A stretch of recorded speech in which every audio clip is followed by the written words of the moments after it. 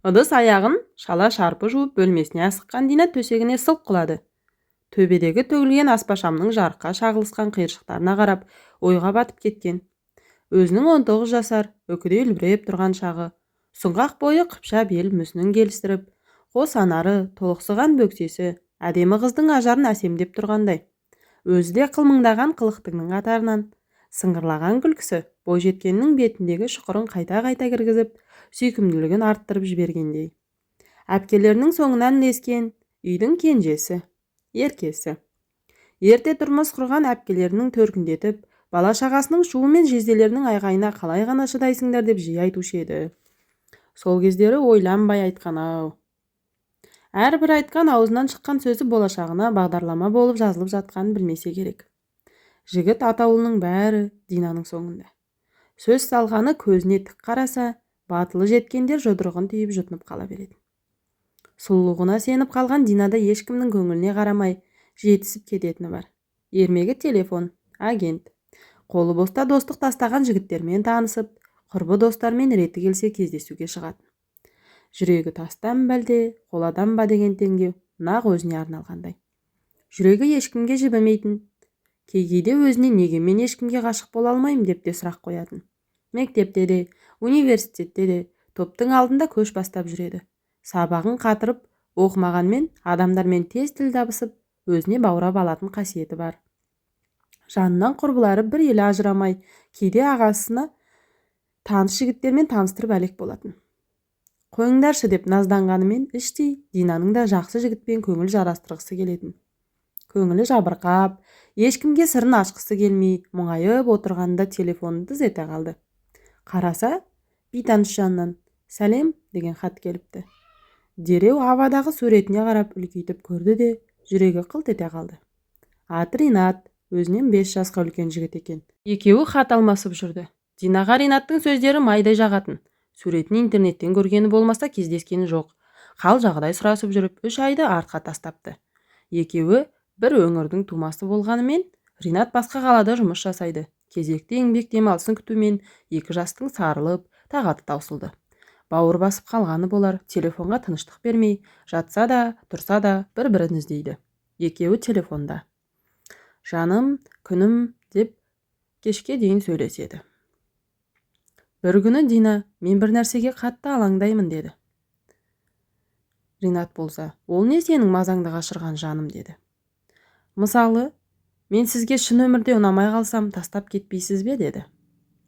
Ринат болса, не болды? Оны көргенде айтам деп қызды одан сайын уайымға салды. Динаға өмір екіге бөлінгендей. Бірі шынайы, жанындағы адамдар болса, екіншісінде махаббатты телефонға байланғандай. Көптен күткен сәтте туды. Ринат пойызға билет алып Динаға жүйткіп барады. Таңды көз ілмей атырған бойжеткен сөресіндегі картада жайылған түрлі үлгідегі көйлектерден өзін алғаш кездесуде ажарандыла түсетін ойлап басы қатты. Толқындай шаштарын бұралап жайып жіберді де, шиеде еріндерін ал қызыл түске бояп қойды. Ботадай көздеріне сояудау жабысқан кірпіктерін қайырып, аяғына сүйкімді сүйретпесін киіп алды. Жол жөнекей әр денен бір ойлап мазашы қашып барады. Ұнамай қалсам деген үрей қызды мықты ұстап алып, еш тыныштық бермейді. Темір жол вокзалына жеткенде шашының бұйрасы да, көзінің бояуы да ыстық күнге термен шығып әбіржіп қалған. Пойыздың келіп тоқтағаны да қызды селк еткізбеді. Анандайда сөмкесін алақандай айнасын алып, алақ жұлап қарап отырған қызға қарай беттеген Ринат Динаның нақ сол қыз екеніне көзі жетті. Төбесінен төніп тұрған біреуді аңғарған Дина дереу отырған орнынан атып тұрды. Сасқанынан, сіз, мен дей беріп еді, жігіт бойжеткенді құшағына қысып алды. Екеуі үнсіз ұзақ тұрды. Кеудесінен ыршып кетердей болған жүректері, жұтқыншаққа тірелген әлде бір сезім қысып барады. Ринат, жаным, сен мен ойлағаннан да ерекше екенсің деді. Тұнық қара көздеріне қарап, қыздың тілі байланып, бейне бір махаббаттың вальсіне ырғалып билегісі келетіндей. Алғашқы кездесудің аты болмаса, екеуі бұрыннан таныс секілді. Көздерінен от лаулап, махаббаттары жанып барады. Ғашықтар қол ұстасып, ығы-жығы адамдарға қарамастан бір-біріне еркелеп келерді. Бұлардың ол әрекетін ерсі көрген ешкім жоқ. Қайта екеуіне сүйсініп қарап, сырттарынан бақыт тілеп бара жатқандай. Ринаттың үйіндегілер бас қаладан айлық демалысқа келген сәтті бос жібергісі келмеді. Анасы, балам, Сүйгенің ұнатып көз астына басып жүргенін болса айтсаңшы. Құда түсіп сырға салайық. Жас емессің. Сенің қатарыңның алдының балалары мектепке барып қалды. Сендер маған әкелеріңнің аманатсыңдар. Бейшара әкең тірі болғанда мен бұлай сендер үшін ұйқы көрмей уайымдамас едім деп жиі өкініп отыратын. Тағдырға шара нешік. Балалары жас еді. Әкелері 49 жасында мәңгілік сапарға аттанып, барлық жүкті Мақпалға, Ринаттың анасы, тастап кете барды. Бір айлығы шайлығына жетпей 4 баланы ары сүйреп, бері сүйреп тартты. 2 қыз ұзатылып, Ринаттың кезі де кеп қалған. Мақпал апа да бұрынғыдай емес, үй шаруасын ілініп алар келінді көптеп армандап жүр. Ринат құр қарап жүрген жоқ, әскерден келген бойы жұмысқа орналасып, өз күшімен үй көтеріп, анасын жаңа үйге көшіргісі келетін. Көке жәкеге қараған заманда өз күшімен көтерілу қиынның қиын емес пе? Әйтпегенде рең басы келіскен, сымбатты жігітке осы уақытқа шейін қызғырқын ынтық болмады деймісіз. Қыздарының құлпырып, мың құбылып жүргенін Динаның ата-анасы да аңғарып жүр. Бағы жанып жақсы жерден құландалы болғанын қалайды ғой оларда. Динадан алдыңғы 2 қыздың барған жерлері бай қуатты, дәулеті асып тасқан жандар. Бұл қыздың да әпкелері сияқты қанмен қаперсіз өмір сүргенін армандайтын ата-ана Ринатқа қалай қарайды екен? Ринат Динаға күн санап ғашық бола бастағандай. Екеуі егіз қозыдай бір-бірін көрмесе тұра алмайды. Ессіз сүю деген болса осы керек. Көздері тек махаббатты ғана көрді. Анасы Динаның өзгеріп жүргенін сезді. Сонда да өздеріне лайықты құдаларды іздеп, қызына небір жекжаттың балаларын айтуды тастамайды. Рас, сұлу, тұрмысы жақсы, ата-анасы қызметтегі бойжеткенге айттырушылар жетіп артылатын. Бірақ Динаның көңілі тек қана Ринатта. Әке-шешесінің қыспағы күшейіп бара жатқан жігітіне жайлап айтып көріп еді, ол да білек сыбана кірсе қоймады. Себебі сол Ринат өзін кем санап, жесір әйелдің тұрмысы төмен ұлына, қызына кім береді деп ойлайтын. Сонда да батыл шешім қабылдап, сүйіктісінің алдынан өтпек болды. Әкесінің қатал қабағына қарамастан, Дина жігіттің қолынан ұстап бірге жұмысына барды. Әкесі жігітке қарады да, қызына сен сыртта күт деп бұйрық берді. Тыпыршып бір орында тұра алмай, кезек-кезек тырнағын тістелеп тұрған Динаны сырттан көргендер аяп барады. Басы салбырап шыққан жігітке әкесі: сен менің қызымның тең емессің. Сүйем күйем деп миды ашытпай, ақмақ қылатын басқа ойыншықтап деп ойына келгенін айтып тастаған. Жігітті намыс өлтіреді. Динаның жаным не болды деген шырылына қарамастан қолын сілкіп Ринат кете барды. Әкесіне ашуы келген қыз дереу кабинетіне кіріп: әке, Ринатқа не дедіңіз? Ол неге маған қарамай кетіп қалды? Кетсе құрсын, маған ондай қорқау бала керек емес. Есіңді жи, жасыңды сүрт, басқа күйеу табамыз. Көшедегі бірінші көрінгенге беретін менің қызым жоқ деп айғайға салды әкесі. Көз жасын тия алмай, еңіреп, жылап, көшеге шығып бара жатып байқамай көлікке соғысты Дина. Көшеде кептеліс, көліктердің қиқуы бүкіл көшені басына көтерді. Жедел жәрдем көлігі келіп, Динаны дереу ауруханаға алып кетті. Артынан есі кіресілі шығасылы болып жеткен әкесі дәрігерлерден қызым қалай тірі деп қайта-қайта сұрай берді. Ауыр ота жасалып, 12 сағат ес-түссіз жатқан Динаның бүкіл туыстары аурухананың дәлізінде тілеуін тілеп күтіп отыр. Бір кезде көзін әлсін ашқан Динаның бірінші анасы байқады. Есінде ештеңе жоқ. Ешкімді танымаймын дегенде ыңғай танытып басын бұлғай берді. Әкесі еңіреп есік алдында тұр. Өзінің күнәсін сезіп қайта-қайта басын шайқайды. Динаның қалыпқа келуіне ұзақ уақыттар кетті. Дина бұл уақытта өзгемен отау құрып, бақытты өмір сүріп жатқан сияқты көрінетін. Сүйіктісінің тым болмаса бір ретте жағдайын сұрап, іздеп келмегені бәріне қызық. Динаның ойлайтын шамасы болмады. Денесінде жарақаттан бөлек басының қатты соққы қалған. Тіпті жақындарын есіне алу үшін ұзақ күресті. Тәні де, жаны да, миы да қатты күйзеліске түсті. Университеттегі оқуы жайына қалып, курстарынан 1 жыл артқа қалды. Әкесі қызын емдету үшін бәрін салды. Қала берді қызының әрбір қиналып жылағанына қосылып жылап, өзін кінәлай беретін. Уақыт өте берді. Динаның дені сауығып қатарға қосылды. Жасы да біразға таяды. Қатар құрдастары мен құрбылары шетінен отау құрып тұрмысқа шықты. Динаның түрі солыңғы, қатты жүдеп, құр сүлдері қалған. Реңі бозарып, бұрынғыдай еркелеп күлмейді де, сөйлемейді. Жүрегінің бір парасын жұлып кеткендей, әлде біреуді күтетін. Ол әрине сүйгені Ринат. Атап айтпаса да жақынын іздегендей түнде аласұрып кейде жылап шығады. Ата-анасы қыздарын сыры мәлім жерге ұзатып, құтты орнына қондыруды ойлады. Бәлкім балалы болғанда есін жиып өмірге деген құлшынысы артар деген ойда болды. Кішкентайынан сөз байласып жүрген құдасының ұлына қыздарын ұзатып көңілдері жайланғандай күй кешті. Бірақ Динаға бір нәрсе жетіспейтін. Әлдекімді іздеп жүрегі тағат таппайтын. Жолдасы Ануарға да бәрібір секілді. Үлкендер келісіммен қосқасын ешбір сенімсіз, үйленген жігіттің әйеліне деген ешбір сүйіншілік сезімі болмады. Сезімсіз некенің ешбір мәні жоқтай. Ануардың жатып ішер жалқаулығы, келіншегі түгілі ет жақындарын мезеткен, қызғұмарлығы тағы бар. Динаның денсаулығын сылтауратып, басқалармен әуелікті әдетке айналған күйеуі бар ма бәрібір. Өзі мен өзі, не істесе соны қылсын деген. Қыздың әке-шешесі тек елдің артық сөзінен қорқып өмір сүріп атты. Қатты сырқантанып, төсек тартып қалған Динаны бәрі мүсіркеп, ешкімге керексіз адамдай қарады. Ажырамастай көрінген құрбыларының бірін таппай қалған. Бәріне де Ринаттың ізім қайып жоғалып кеткені қызық. Сүйіктісіне мойын бұрғызбастай Динаның әкесі не деп қойды екен деген сұрақ бәрімізді мың толғандырды. Некелескендеріне жылдар өтсе де, Динаның құрсағына бала бітпеді. Кінәратты қыздарынан болады деумен білікті дәрігерлердің табалдырығын тоздырған ата-анасы шындап уайымдай бастады. Тұратын өңіріндегі дәрігерлердің диагнозына күдікпен қараған ата-анасы Динаны басқа қалаға алып кетті. Міне, сонда барып қыздың екінші тынысы ашылды. Неге екенін басқа қалаға баруға қатты дайындалып, жүрегі бір нәрсені сезгендей аласұрып тұрды. Ұшаққа отырып қонғанша ойына түсініксіз бір бейне қайта-қайта орала беретін.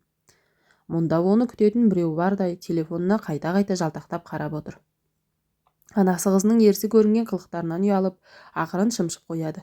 Есі ауысқан адамша қолын аспанға көтеріп, тізеден төгілген етегін шыр көбілек айналдырып мәз. Туыстарының үйіне жайғасып, ертеңгісіне тексерілуден өту үшін ең мықты клиникалардың біріне барды. Кезек күтіп отырып арба итерген жігітке көз түсті.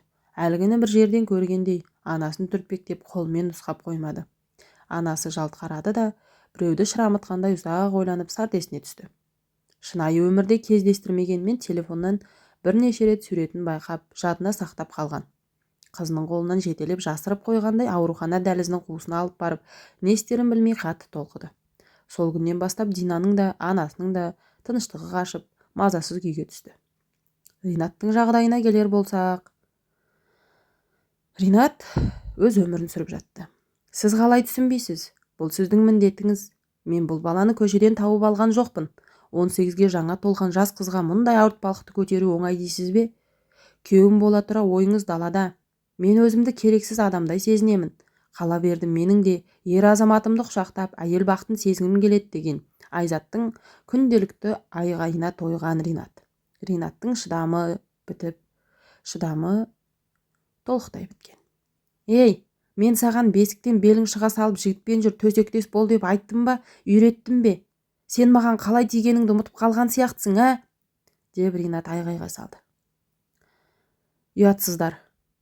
Мен мақсатқа мені зорла деп өліп қал деген жоқпын. Менің де іздер сұрарым бар. Сол түнде менің көзімнен от, жүрегімнен жалын өшті. Аяғым ауырлап қалмағанда мен сізге тұрмысқа шығуға да келісім бермес едім. Әдеттегідей өтірік жасын сүрткенсіп Айзат сыртқа шығып кеткен Ринатқа заланып қалды. Екеуі үйленген күнді қарғыс атсын дейтін Ринатты да түсініп көрейік. Динаның әкесімен кездескен күн. Туған бауырларын талқанып таусылып өмірден өтті. Сарайында салбырап тұрған бауырын көріп есін жия алмай қалған, олар жетісін өткізер алдын ақ осы Айзат қарнын шермейтіп үйіне келіп тұр. Айтуынша ішіндегі нәресте Ринаттың бауыры Мақсаттан. Сөзіне сенейін десе, бауыры өліп сұрайтын ешкім жоқ. Сенбей қуып шығайын десе, ертең күні шынымен бала соныкі болса, жалғыз тұяқты тентіретіп інісінің аруағынан қорықты. Қайта-қайта табалдырығын тоздырған Айзаттың айгүні жетіп босанып қалады.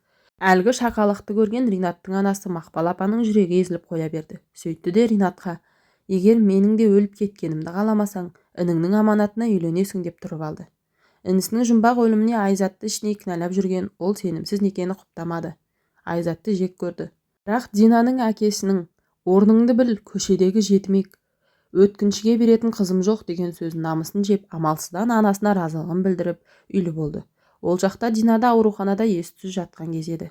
Айзаттың кесірі баласына тиіп, мүгедек болып туылды. Өз еркімен еш нәрсе ұстай алмайтын, сал ауруына шалдыққан баланы жоспарлы түрде емдеу үшін ауруханаға жиі келіп тұратын. Динаның да дағы осы ауруханаға келіп ем алуы кездейсоқтық не жаратқанның қалауы болар. Ринат Динаны тек екінші келгенде ғана аңғарды. Саруайымға салынған анасы екеуінің қайта ұшыраспауын қалап еді.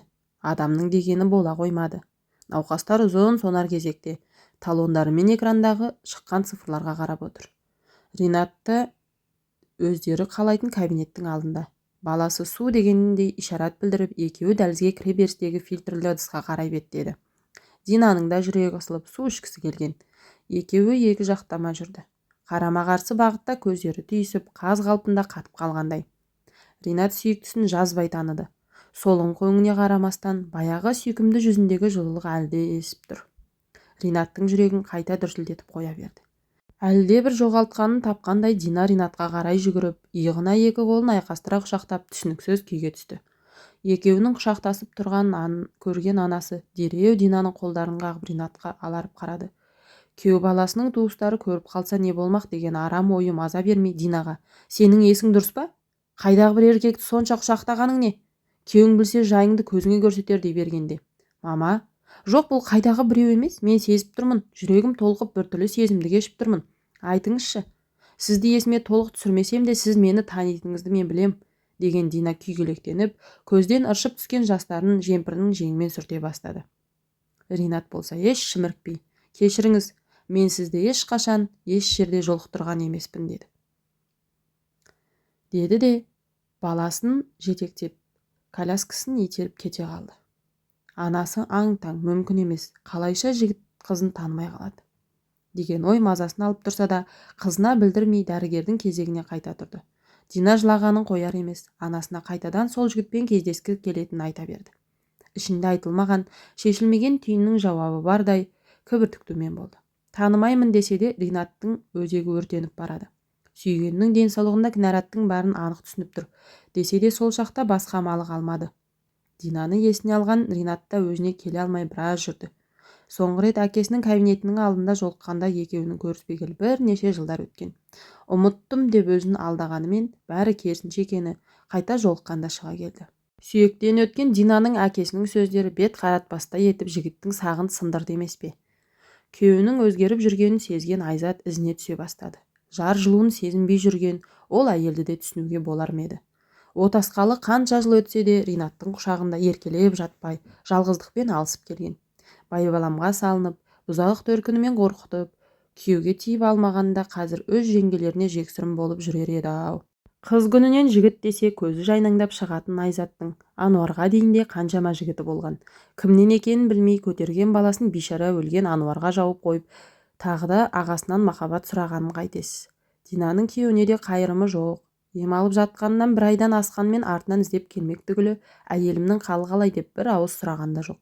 Күйеуінің немқұрайлығына Динаның көңілі баяғыдан үйренген. Жүрегі тартқан әлгі жігітті іздеп көргісі келе берді. Ертеңіне тағы да ауруханадағы сан мың адамның ішінен Ринатты іздеп тұр. Ертесінде де, оның ертесінде де, тіпті бір апта өтсе де Ринатты көре алмады. Әйтеуір көзден ғайып болды деген Динаның анасының уайымы сейілгендей. Жұбайына не демек? Қызыңды бұрынғы ғашығымен таныстырып келдім деп сүйінші сұрар ма еді? Ринаттың келмегені дұрыс болды. Кезекті емі соңына жетіп, Дина мен анасы жолға шықты. Артынан біреу келердей қайта-қайта жалдақтап, жөргек пойызға мінгенше байыз таппады. Купеге отырған күйі жастығын құшақтап ұйқыға кетті. Көзін ашса, өз қалаларына жақындап қалыпты. Төсек орнын жинап, анасына көмектескен Динаның жүрегі әлде бір жақсылықты сезетіндей алып ұшып тұр. Еміс-еміс есіне Ринатпен алғашқы кездесу түсіп ойланып қояды. Әйтеуір асығып жүретін адамдармен жағаласып, бұлар да пойыздан түсіп, таксилер тұратын жаққа беттеді. Кенет біреудің Дина деген дауысы естілді. Елестеген шығар деумен артына қарайламай жүріп келе жатқан Динаның алдынан Ринат шыға келді.